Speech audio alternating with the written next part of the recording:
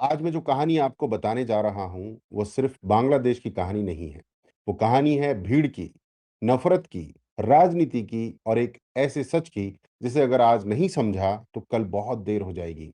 एक तरफ एक छात्र नेता की हत्या, दूसरी तरफ अखबारों को जलाती भीड़, तीसरी तरफ हिंदू आदमी को पेड़ से बांध कर जिंदा जला दिया जाता है और चौथी तरफ उंगली भारत की तरफ। मित्रों, आज का सवाल ये नहीं कि बांग्लादेश में क्या हो रहा है। आज का सवाल ये है कि ये सब क्यों हो रहा है और इसका अगला निशाना कौन है।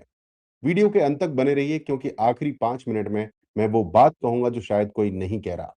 मित्रों, मैं हूं सुनील चौधरी और आज हम बात करेंगे भावना से नहीं, नफरत से नहीं, बल्कि इतिहास के तथ्य और पैटर्न से। आज बांग्लादेश में जो आग दिख रही है, वो अचानक नहीं लगी। ये आग कई सालों से सुलग रही थी, बस अब हवा मिल गई है। नाम याद रखिए, शरीफ ओस्मान हादी। एक युवा छात्र नेता, एक आंदोलनकारी चेहरा, एक ऐसा व्यक्ति जिसे कुछ लोग हीरो कहते हैं और कुछ लोग खतरा।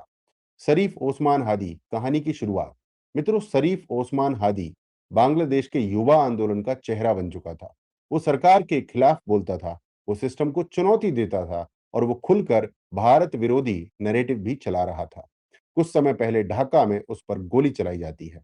हालत गंभीर होती है, उसे सिंगापुर ले जाया जाता है, लाइफ सपोर्ट पर रखा जाता है और फिर उसकी मौत हो जाती है। अब यहीं से कहानी खतरनाक मोड़ लेती है। मौत के बाद क्या हुआ? भीड़ का तांडव। मित्रों, किसी भी देश में जब एक नेता मरता है तो शोक होता है, लेकिन बांग्लादेश में शोक नहीं हुआ, तांडव हुआ।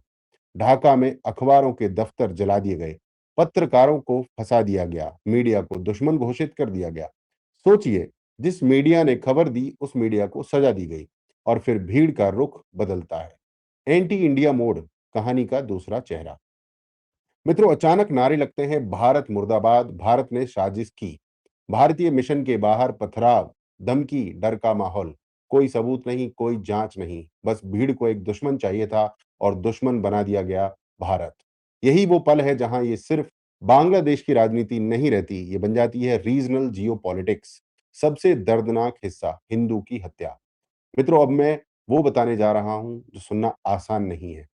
इसी अशांति के बीच माइमेन सिंह में एक हिंदू आदमी, दीपू चंद्र दास, आरोप लगाया जाता है इसके ऊपर ब्लास्फेमी का।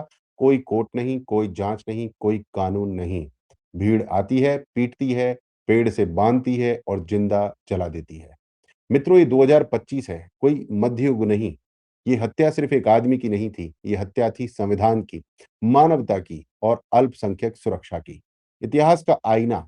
क्या ये नई बात है? क्या ये नया है? मित्रों, अब सवाल पूछिए, क्या ये पहली बार हुआ? जवाब है नहीं। 1964 के दंगे, 1971 नरसंहार, 2016 मंदिर और घर जलाए गए, 2021 दुर्गा पूजा पर हमले। हर बार राजनीतिक अस्थिरता, भीड़ और निशाना हिंदू। पैटर्न साफ है। जियोपॉलिटिक्स भारत के लिए खतरा है। क्यों है? मित्रों, अब इसे भारत की नजर से समझिए। बांग्लादेश अस्थिर, एंटी इंडिया नैरेटिव, कट्टर भीड़, ग्रेटर बांग्लादेश जैसे सपने, ये सब भारत की सीमा सुरक्षा, नॉर्थ ईस्ट और डिप्लोमेसी पर असर डालता है। याद रखिए, जब पड़ोस जलता है तो धुआं घर तक आता है। हिंदुओं के लिए सबक है, भावुक नहीं होना है, जागरूक बनना है। मित्रों, यहाँ भावुक भाषण का समय नहीं है। सबक जो है वो साफ है, इतिहास भूलने वाला समाज इतिहास दोहराता है।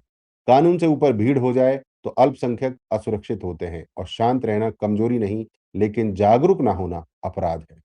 हिंदू समाज को शिक्षित, संगठित और सतर्क रहना होगा, डर से नहीं, समझ से।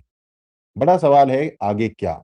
मित्रों, आज बांग्लादेश में जो जल रहा है वो सिर्फ इमारतें नहीं हैं, वहां लोकतंत्र जल रहा है, सहिष्णुता जल रही है और इंसानियत जल रही है।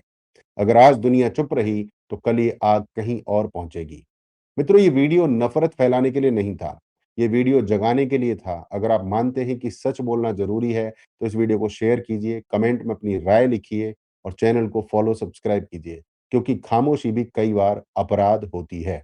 मैं फिर कहूंगा, भावुक नहीं, सचेत बनिए। जय सनातन, वंदे मातरम।